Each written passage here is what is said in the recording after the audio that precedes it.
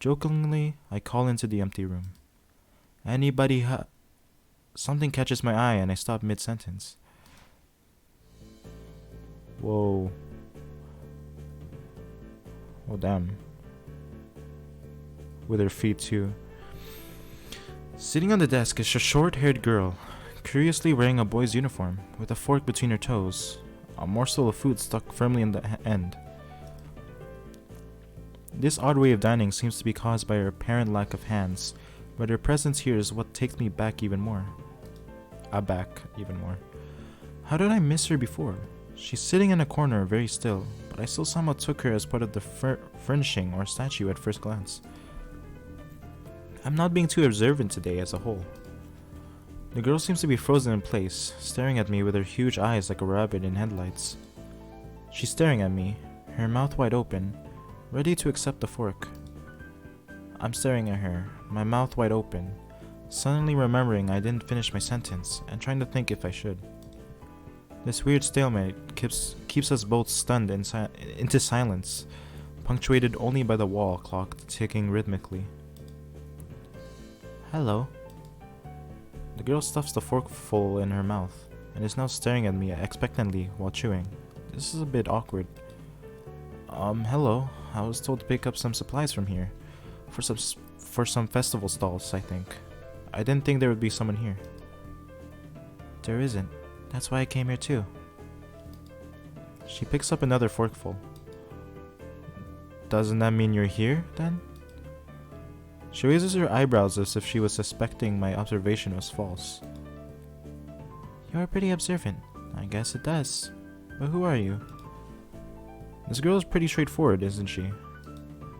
I'm Nakai, Hisao Nakai. I just transferred in on Monday. I'm Rin. Tezuka Rin. Rin Tezuka. I won't shake hands with you. At least we know who we are now. Okay. Of course a smug smile too. That's very nice. Her deadpan manner of talking makes it hard to determine whether she's joking about shaking hands or not. It kinda bothers me. Joking about these matters doesn't feel appropriate at all. While I'm trying to figure out what's appropriate and whether this girl is, she seems to have lost interest in me and is now gazing yearningly back at her food. Can I continue on my lunch? If you don't mind me, I won't mind you. If you need to get your stuff, the supplies are at the back. Go right ahead, but lunch? School's already over for the day. What word would you use then? There's no word for a meal you eat after lunch, but before dinner, right? It bothers me very much too, but I don't really know what I should say. I don't think you are supposed to eat a meal between lunch and dinner to begin with. But I'm hungry now, and my delicious boxed lunch would go to waste otherwise. I have curry. It's very delicious. With much decisiveness, Rin once again picks up the fork between her toes, and with at least as much impoliteness, she points it straight at me. So Nakai, what brings you to this place? Like I said, I was told to look for these things. No, the school. From outside you look fine. Is your problem inside? I come to a full stop, opening my mouth but not getting a word out. I can guess. I am good at guessing. Better than most people. Rin cuts me off before I can answer her question, or skirt around it somehow. I don't know which I would have done. I froze in front of this issue again. I haven't even told anyone here about my condition, or maybe it's only because it hasn't really come up. I do get that feeling that not making issues of this is a part of the social code here, as the teacher said. That's interesting, because he said it wasn't brought up that much, but it's really Hanako and Lily asked, but whatever. I wonder if the people here could relate. Probably not any better than any normal person could. I can't relate to Shizune's circumstances or Lily's either. Naturally, while I go through this in my head, Rin keeps considering what my condition could be, with an overtly contemplative look on her face. She puts her fork between her lips and leans back, looking at the ceiling as if the answer was written up there. A beam of light illuminates her face from the window side, creating a mask of dark shadow on the other side. I don't think it's anything in your head. And something in your guts would be boringly ordinary, like this lunch of mine, and less delicious. The problem must be in your pants. Oh. My pants. This messed up Sherlock Holmes kind of statement and the sheer lack of tact it was delivered with catches me completely off guard. Oh man, I can't talk today. Oh man. Whatever, let's forge ahead. I think I might have reeled back, even physically, as Rin's eyes widened in revelation and astonishment. Maybe I should just slow down while reading. Maybe I'm going too fast for my own good. So I was right. There's something wrong with your tackle, isn't there? Oh my gosh. Still partially in shock, but recognizing the need to reply something, I spit out the first thing that I can think of. No, nothing like that. I have a heart problem. Arrhythmia. I said it. More like blurted it out, but I said it. The girl in front of me purses her lips together and glowers, is that how you say it? I actually don't know how to say it. Glowers at me, looking very disappointed. How boring. Trouble in the pants would have been much more scandalous. What's with this reaction? I'm sorry to let you down. I forgive you.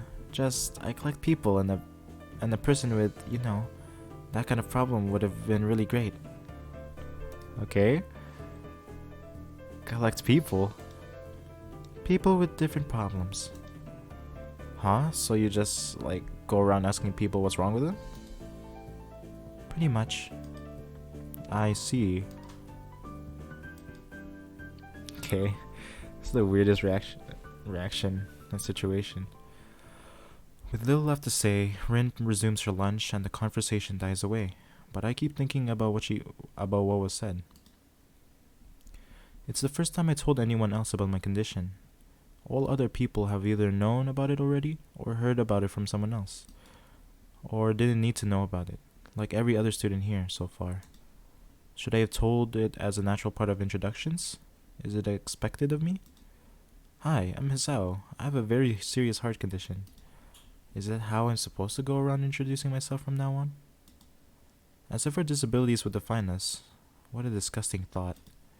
Or maybe this Tezuka girl just has an unnatural interest in such things.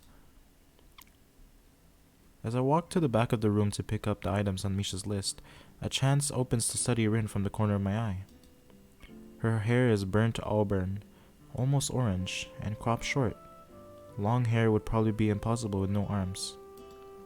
The boy's uniform, the lack of arms, makes her look very thin, almost scrawny. She's not particularly pretty, except for her murky green eyes, which flicker restlessly from below her short bangs, even when she eats. The distance and the shadows make it seem like they don't reflect sunlight at all, but instead absorb all of it within them like deep wells. She moves her feet almost as deftly as a normal person would use their arms. However, I can see how this sight could discomfort people, especially while eating. It makes me feel a bit uncomfortable at least. I hesitate to think about the word unnatural, but it's too late now, isn't it? I keep searching the cabins and shelves for Misha's things, but after enough time passes, the silence grows too uncomfortable, so I try to force some conversation out of the strange girl.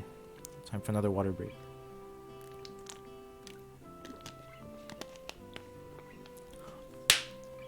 Oh, dude, my lips are so dry. Let me get some lip balm.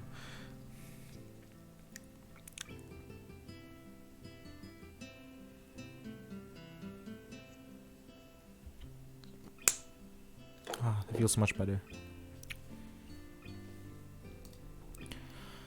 So, do you always eat alone and this late, or do you get the occasional visitor? Visitors? Maybe you're my first occasional visitor, but I don't always eat alone either. Sometimes I eat with a certain person on the roof, if she's not horsing around. Horsing? She likes to do sports. Oh. And that's all I can think of to say. Both of us fall silent again as Rin forks the last bits of her meal to her mouth. I look down on my haul and double check it with Misha's list. It seems I have everything except plywood. So I think I have all the things now. That's very nice for you. Don't feel obliged to stay. I was about to take a nap anyway. You need to do whatever you were going to do with that stuff anyway, right? Or perhaps you like to watch girls sleeping. I mean, I'm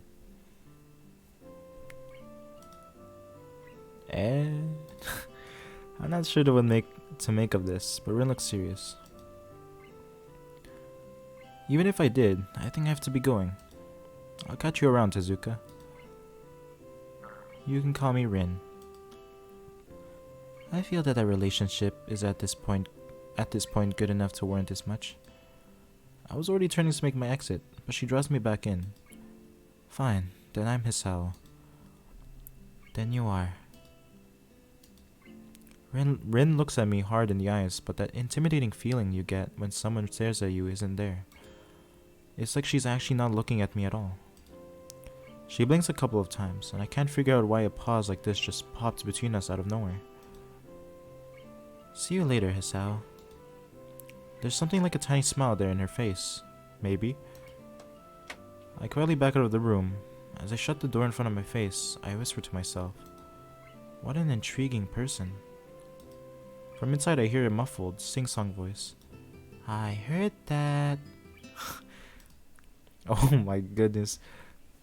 Why are you just... okay.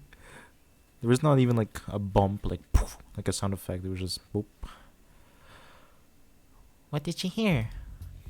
I jump at the sudden appearance of Misha, who I had not heard approaching despite the completely empty hallway. Somehow, she had gone into jumping distance of me without making a sound. Creepy. It briefly reminds me of Kenji's nutty theory about a global feminist conspiracy, but I pushed that thought aside. Shizune, standing slightly behind Misha, looks aloof as she couldn't have heard the remark that drew Misha's attention, but Misha is visibly excited. No, wait. More importantly, who is in there? There's no club meetings today. She tries to curiously peek past me, even though the door prevents her from seeing anyway. What are you doing here?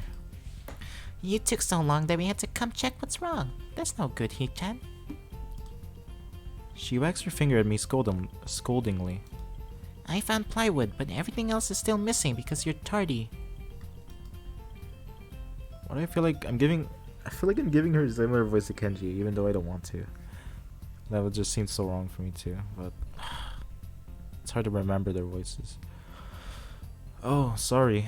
I got the things here. I was just going to bring them. I think you were up to mischief. Hee-chan, who is in there with you? I wonder. Misha signs something quickly to Shizune, pointing at her own ear a couple of times. Shizune immediately pushes her way past me and opens the door into the classroom I just left. I can only imagine the shock she's experiencing. With Shizune's diligence and attitude, the insolence of daring to deface school property by sleeping on top of it must be too much to bear. And indeed, she stares at Rin, frozen in place apart from the slight but noticeable trembling of her shoulders, from suppressed rage, I'm sure. Instead of blowing up, Shizune just takes a few deep breaths, adjusts her glasses and slams the door shut, turning the sign furiously at Misha. Maybe she did blow up, but I can't understand it. She shoots a very loaded stare at me too, as if it was somehow my fault that Rin is sleeping on one of the tables. I hope she's not getting any funny ideas about the reason of my tardiness. Hello. Rin's voice comes from the other side of the door, and it takes a few eye blinks to realize she might have trouble opening it. Oh man. I opened the door to find Rin directly behind it, looking at us with a half-interested, half-sleepy face. Hello. Miss Tezuka, what do you think you're doing? You absolutely are not permitted to use school property for such a disgraceful activity. It sure is suddenly very crowded in here. I don't know I was this popular.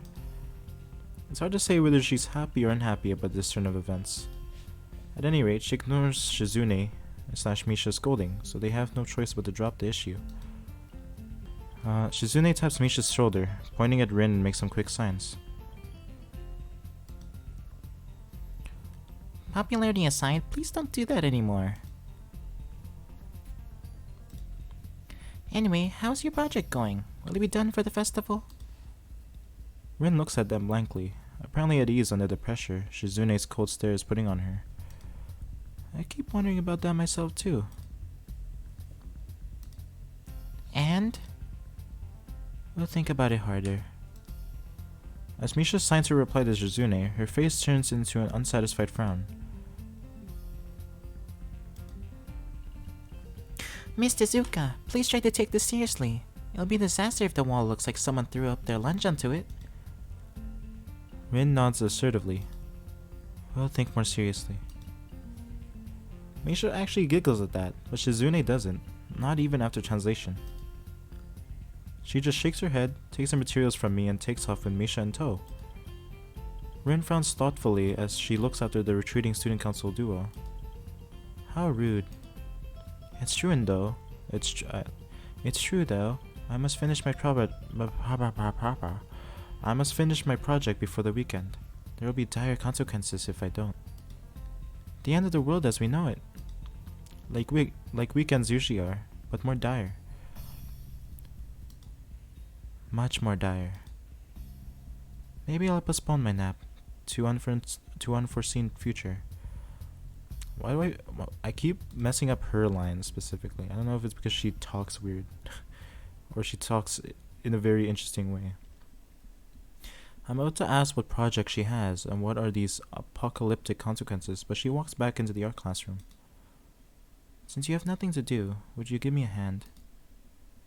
This paint can doesn't fit into my bag, but I need it. She kicks lightly at a huge can of paint that's lying on the floor next to the table she was sitting on and sleeping on. It lets out a dull clang. Being the gentleman I am, I naturally pick it up. Heavy. Yeah, sure. Where do you need to take it? Away. And with that, she takes off to the hallway, me and the paint can following since there's little choice for either of us.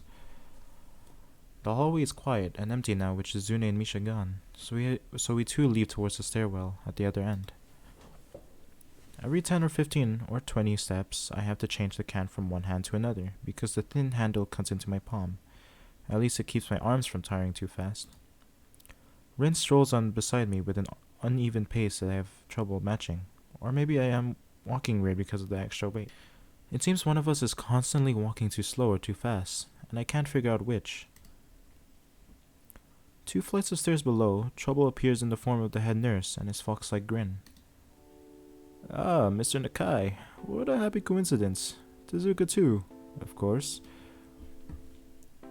He nods courteously to Rin, who doesn't acknowledge him back, then turns to me because obviously it's me who he had some business with.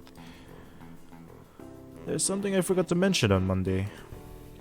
I nod and wait impassively because I can't even begin to guess what he forgot. The feeling of the handle delving deeper into my skin doesn't make me feel enthusiastic about this interruption either. It's about your medications. Since you haven't been that long on your current medications, there might be some unexpected side effects, which might require adjusting dosages or even changing to another kind of medication. So, we will do a few tests regularly, but what I'd want is for you to keep an eye on everything in your condition that feels off, if you get what I mean. Nausea, headache, anything, come see me if something happens. Alright. So, how are you? Everything's fine? I give up and drop the can to the floor before answering him. Apparently this takes longer than my biceps can handle. I'm about to say something generic as an answer, but then I realize how often I've done that lately. Other people have asked me that too. Teachers and students here. My parents, visitors, nurses, doctors at the hospital. Everyone seems to be concerned about that. It's natural for a hospital, not so much for a school. Except this school. This is a small school, and both the student base and the faculty seem to be very tightly knit.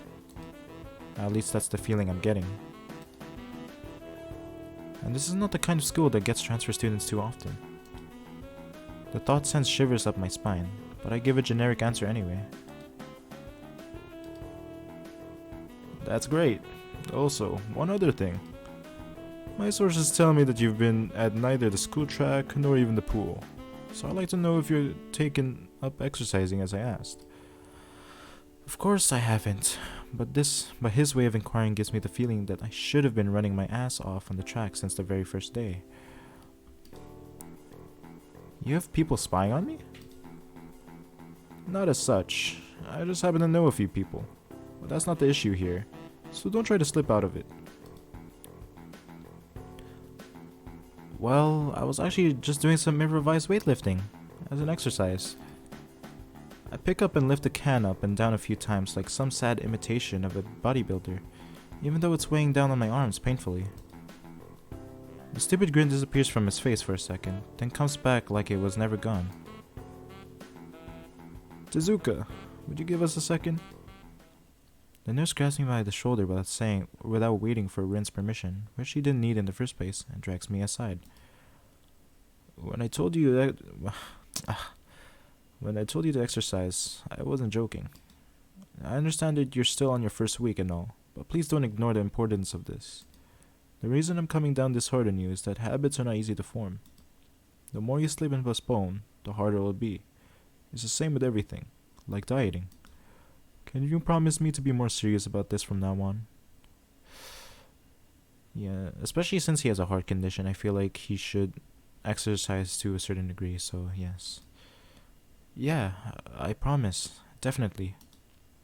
He studies me for a moment and then shrugs, smiling again. Okay, that's more like it. If you go to the school track tomorrow morning, you'll meet my spy, who probably has no qualms offering the consultation to you if you want to jog a bit. Consultation? See you around.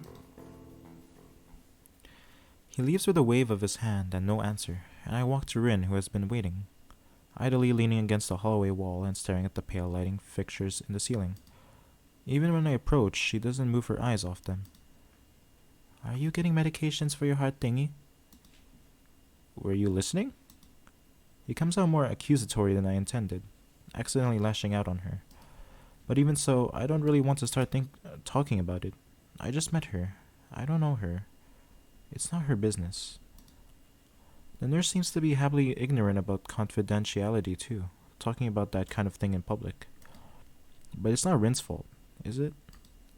I look up at her, suddenly feeling a bit guilty, but Rin is just staring past my shoulder, quizzically, her head tilted like a bird's.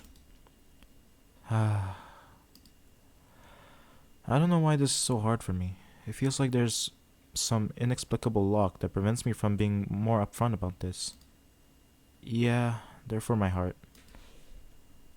Will they make you better? No, not really. They just make me a little less worse. Rin keeps looking at me for a while longer, and she neither says anything further, nor displays any kind of emotion I could discern. I'm thankful that she doesn't. I think I'm not quite used to all this. At the hospital it was easy, but I still haven't sorted my feelings about having to live a normal life with this disability. We leave the main building, and Rin leads us onwards toward the dorms. We stop at the small patch of greenery in front of the dorm building. The dorm was built on a slightly elevated ground, with a wall and a few trees that everyone has to circle around every time they come or go. It's probably the only inconvenient design in the school. The entire wall, made of the same kind of bricks as the building itself, has been covered with some sort of a painting. Most of it still mere sketches, quick lines drawn with black and white against the grey plastering that covers almost the entire length of the wall, but some places look a bit more finished. There are human faces and legs and hands. I can't quite say what the painting as a whole might portray.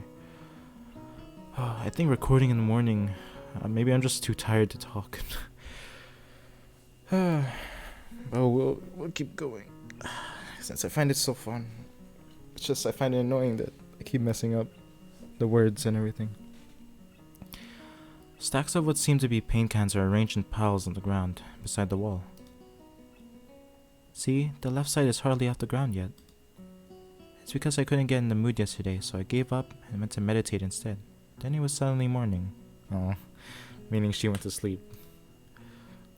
I have to work on it, but the guys from our class are helping with the negative spaces and base surfaces whenever, which is a problem. It's easier to paint big areas if there are a lot of people with hands. The reach is better, and it's faster too. She goes on a tangent of a tangent, waving a little with her arm, or whatever of it there actually is, to demonstrate even though I got the point already. The white cotton of her sleeve flaps around, and it makes me think it could look sadder than it does. But it makes me feel out of place, like almost every tangible reminder of the student base's special properties has in the past few days. The girl doesn't notice my dreary feelings, of course, or the fact that she lost me a while ago already, and just keeps on blabbering. So that's why I'm trying to figure out if there's something I need to figure out, and then figure that out before it's too late and all hope is lost. She's like Misha, but not energetic. My goodness. Why would the hope be lost? Because paint has to be painted, and then it has to dry, and then it has to be painted over with another kind of paint. It takes time. She finally stops, apparently thinking she made some kind of a statement that makes sense. I think it's best to start from the top. So, this is your project. You did this? Yes. All of it? Yes. Nice, but I stumble with my words, suddenly feeling like I've walked straight into the minefield of political incorrectness. It's okay, you can say it. I probably won't get mad. I blush really hard. I don't really know what would be the right thing to say, if any. It feels that I'm way more sensitive than Rin is, though. This is really awkward. Don't you want to ask? How do you paint without hands? Aw, I like that. See, I'm an easy person to talk to, right? With my feet. I almost guessed that already, but isn't that hard to do? You're good at guessing. Anyway, I don't think it is, but maybe I'm used to it by now. I can't get my mind around the fact that she could be an artist, but seeing how adept she was using her feet to eat, I figured painting might not be a problem either. Neither of us has anything more to add to the subject. The afternoon light works pretty well. I was afraid it would look too flat, but it's not like that after all. I think it's actually pretty interesting. I wanted to see what it looks like in dim light. Do you think it's flat? Well, paintings tend to be flat. Not like that flat. You know, flat. Like some people are. No substance. No meat where there should be some. I know a few girls, okay, I get it, but I couldn't really tell. I'm not that good with art. I can't name any artists or artistic terms. So I don't really have anything to say. Rin shrugs her shoulders at that, saying, "Suit yourself," without saying it, and looks up at the sky as if trying to look for something up there. I didn't think I'd get any actual work done, but if you give me a hand with the paints, I could do a little before it gets too dark. I wanted to get a halogen lamp like the ones they have at the sports track, but there aren't any. Rin sure is quick to recruit my help, as was Shizune. It really makes me feel that the festival is such a big project that every pair of hands is needed. Why not? I'm not really sure if I can be of any help though. It's just mixing some paints. You can do that. Probably. Do you have motor control problems? Like, you know, those people who have some? Cerebral palsy, maybe? Not that I know of. I get it. Heart thingy has nothing to do with that. I guess she just calls it thingy. Heart thingy. She gives me a sly look for no reason. No, it doesn't. Let's do it then. She sits on an empty wooden box and very naturally picks up a wide brush between the toes of her bare right foot. I open a few of the cans and pour some of the contents into shallow bowls for mixing. The thick paints flow lazily from the can to the bowl, like syrup. I mix them, creating funny, hypnotic-looking swirl patterns that melt quickly into each other to form a new monotone hue. Rin sets to work, every now and then asking me for a hand with something or the other. Finding different brushes is easy enough, but mixing the paints to be exact tone this girl is apparently seeing in her head is a frustrating ordeal.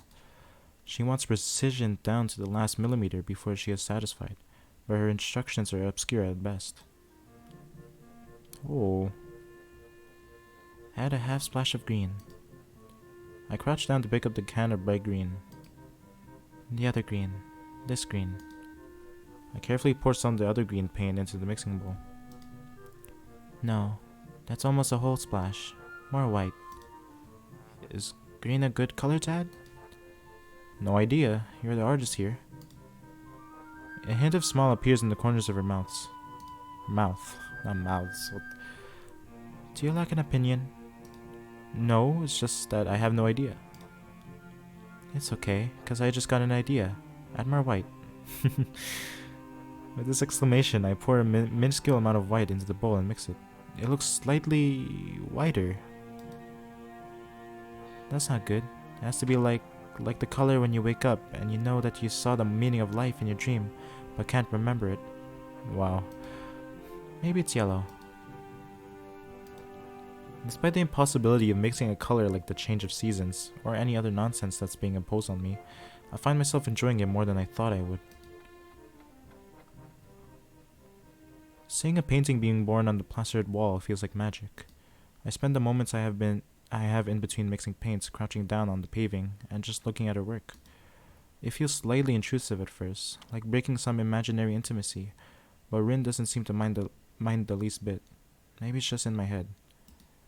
Her entire presence emits a completely different air as she patiently works the details, adding layers of paint on top of other layers of paint, steadily moving her foot across the wall to add new shapes. When I manage to produce a passable mixture of paint, the rare smile on her face is oddly rewarding. Apart from the few words when discussing paint mixes, neither of us says a word for the longest time. And even those short discussions soon evolve into a shorthand, both of us developing and using weird impromptu code words for various paints and hues, as if there was some need to conserve words and breath and sound. I think I'm just talking too fast, to be honest. Or whatever. We stay there late into the evening until it becomes too dark to paint properly.